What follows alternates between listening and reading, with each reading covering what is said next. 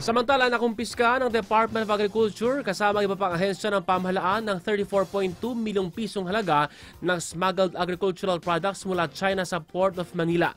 Dumating ang 6 na container noong May 27 at June 1 at idiniklara po bilang assorted food items gaya ng mantou, egg noodles at kimchi, pero kalaunay natuklasang naglalaman ito ng frozen mackerel, pula at puting sibuyas. Iginit din po ni Health Secretary Ted Herbosa na may seryosong food safety risk ang smuggled goods.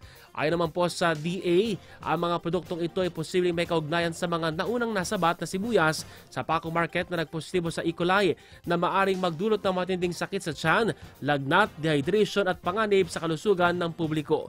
Gayunman, sinabi din po ni DA Secretary Francisco T. Laurel Jr. na patuloy ang operasyon kontra smuggling alinsunod sa direktiba ni Pangulong Marcos Jr. na maprotektahan ang lokal na agrikultura. Samantala, mga kargamentong nakapangalan po sa Letings at Lexa Consumer Goods Trading ay sasalalim sa pagsusuri at mga sangkot ay maaring managot sa ilalim ng Anti-Agricultural Economics Sabotage Act.